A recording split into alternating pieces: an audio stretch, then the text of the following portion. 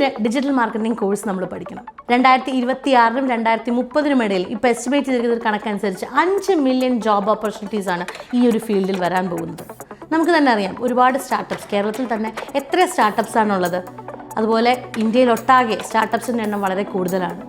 ഏതൊരു സ്റ്റാർട്ടപ്പിലാണെങ്കിലും അവരുടെ product market ചെയ്യണമെങ്കിൽ ഡിജിറ്റലി മാത്രമാണ് ഇന്ന് പറ്റുക. സോ ഡിജിറ്റൽ മാർക്കറ്റിംഗ് എക്സിക്യൂട്ടീവ്സിൻ്റെ ഡിമാൻഡ് ഓരോ സമയവും വർദ്ധിച്ചുകൊണ്ടിരിക്കുകയാണ്.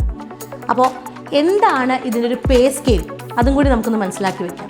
പേ സ്കെയിൽ മനസ്സിലാക്കാനായിട്ട് എക്സിസ്റ്റിംഗ് കമ്പനീസിനെ നമുക്ക് 3 ടയറായിട്ട് ക്ലാസിഫൈ ചെയ്യാം. Tier 1, tier 2, tier 3. ടയർ 1 എന്ന് പറയുന്ന സ്റ്റാർട്ടപ്പ്സ് ആണ്. ഇവിടെ ഒരു ഫ്രഷറിന് 2.5 lakhs per annum CTC ആയിട്ട് ലഭിക്കുന്നതാണ്. ടയർ 2ലേക്ക് പോകുമ്പോൾ 3.5 lakhs വരെയും ടയർ 3ലേക്ക് പോകുമ്പോൾ 5 lakhs വരെയുമാണ് ഇതിൻ്റെ ഒരു CTC പാക്കേജ് എന്ന് പറയുന്നത്. ആർക്കൊക്കെ ഡിജിറ്റൽ മാർക്കറ്റിംഗ് കോഴ്സ് പഠിക്കാം? നിങ്ങൾക്ക് കാര്യമായിട്ട് ഒരു കരിയർ സ്വിച്ച് ആഗ്രഹിക്കുന്നുണ്ട് എങ്കിൽ, അല്ലെങ്കിൽ ഒരു ചേഞ്ച് കരിയറിൽ വേണമെന്ന് ആഗ്രഹിക്കുന്നുണ്ടെങ്കിൽ, ഒരുപാട് സ്ത്രീകളെ സംബന്ധിച്ചിടത്തോളം ഒരു ഗ്യാപ്പിന് ശേഷം, ഒരു കരിയർ ബ്രേക്ക് വന്നതിന് ശേഷം തിരിച്ച് കരിയറിലേക്ക് വരണമെന്ന് ആഗ്രഹിക്കുന്നവർക്ക് ഈ ഗ്യാപ്പ് ഒന്നും ഒരു പ്രശ്നമല്ലാതെ ഒന്ന് സ്റ്റാർട്ട് ചെയ്യാൻ പറ്റുന്ന ഒരു മേഖല തന്നെയാണ് ഡിജിറ്റൽ മാർക്കറ്റിംഗ്.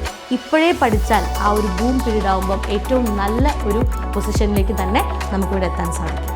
CC സൈബർ ക്യാമ്പസിൻ്റെ പുതിയ ഡിജിറ്റൽ മാർക്കറ്റിംഗ് ബാച്ച് നമ്മൾ ആരംഭിക്കുകയാണ്. ഓൺലൈനായിട്ടും ഓഫ്ലൈനായിട്ടും നമുക്ക് ക്ലാസ്സുകൾ അവൈലബിൾ ആണ്. ഇൻറ്റേൺഷിപ്പ്, അതുപോലെ തന്നെ പ്ലേസ്മെൻറ്റ് അസിസ്റ്റൻസ്, അങ്ങനെയുള്ള എല്ലാ ഫീച്ചേഴ്സോടും കൂടിയുള്ള ക്ലാസ്സസാണ് നമ്മളുടെ. കൂടുതൽ വിവരങ്ങൾക്കായിട്ട് ഞങ്ങളെ കോൺടാക്ട് ചെയ്യുക. അതോടൊപ്പം തന്നെ നമ്മുടെ പേജ് ഫോളോ ചെയ്യാനും മറക്കരുത്. Stay tuned.